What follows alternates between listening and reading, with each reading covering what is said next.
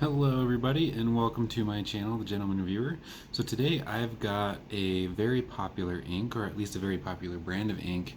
I've got the Diamine, let's see if I can get that to focus, Diamine Prussian Blue.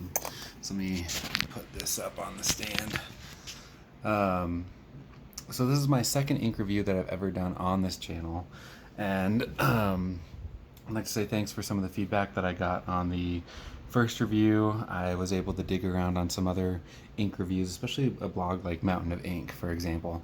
Check them out if you have any questions on fountain pen ink. They've got over 700 reviews of ink, I believe it is at this point. So much more thorough than me, but I got some tips from them and a couple other ink reviews to hopefully make this better. So Diamine is one of the oldest, if not the oldest, fountain pen ink producers in the world. From their website, they started in 1864, and then they moved to Liverpool in 1925.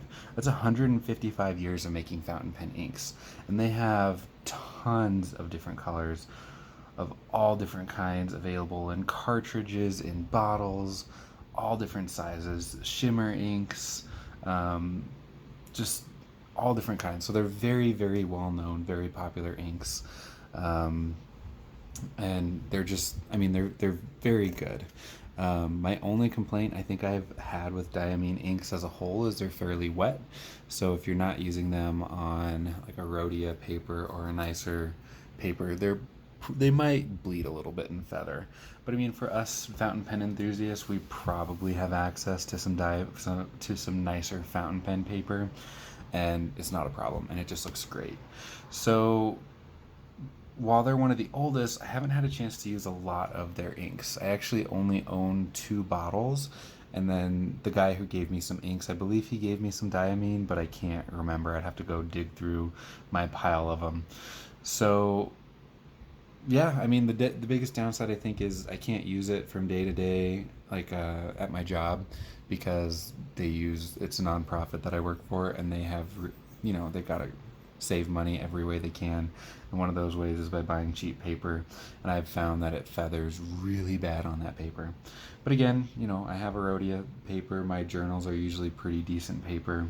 I mean, for context, the bullet journals I use a Jarbo primarily, which I've reviewed before. It's a decent decent journal. IBAM, it's IBAYAM, Omega paper, Light Lab paper, Rhodia. It's all different kinds. I don't have Tomo River paper, which I need to get a hold of, especially for fountain pen reviews. So when I first received this ink, I placed it in my Nemesine Singularity with an extra fine nib. So I've noticed with small nib pens, and you can really see, let me try to zoom in a little bit on the paper. On small nib pens, which you'll see maybe down on this Calligraphy or the Lamy Safari, you get more of like a gray mixed with a bit of light blue, especially on the Lamy. This was just a dip, so it's not going to be as dark as if it was coming from the feed, but like you can see on the Calligraphy pen. But you get more of a dark of a gray mixed with a light blue, and then as you move up on things that put down a lot more ink, like this glass nib or my Scribe Sword fountain pen and the Jinhao X750, and you can really see it on the beginning of this swab, you get a really dark stormy blue. So I think this looks a lot like when like a storm's coming in and you get like a really big rainstorm and you get the really dark blue clouds. That's what I think this looks like. And then you kind of move along, maybe as the storm's going away, the lighter gray that you get in the clouds there. That's the best way that I can think to describe this ink, is just like a really stormy blue, and I love it. It's great. It's technically a blue-black ink.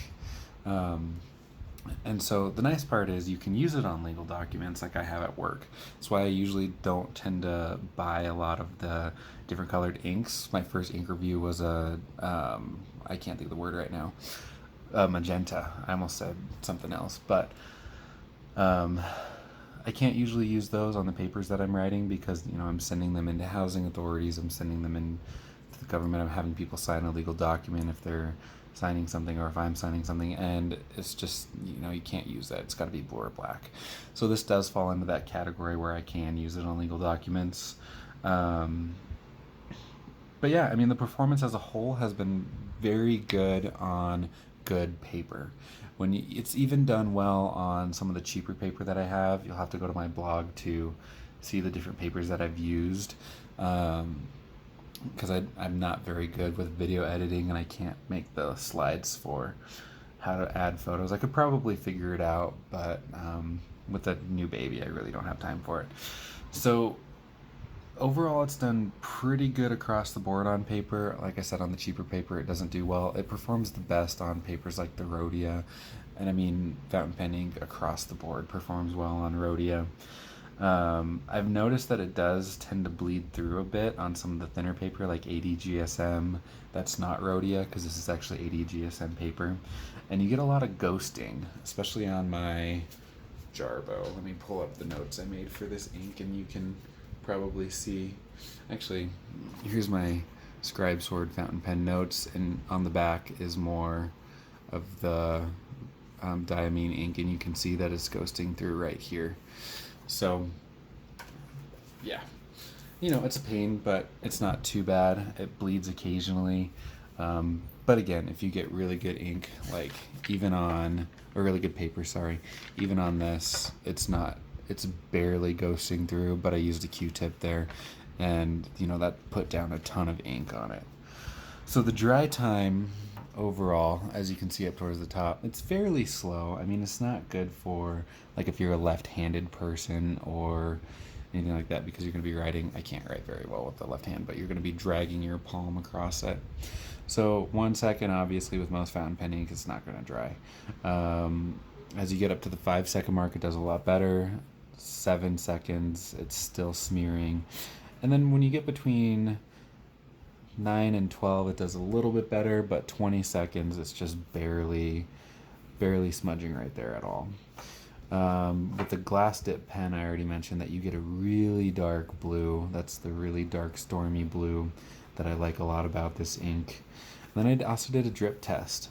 Some of the spots, it took away quite a bit of the ink. Some of the spots, not so much, like right there. There it took away quite a bit of ink.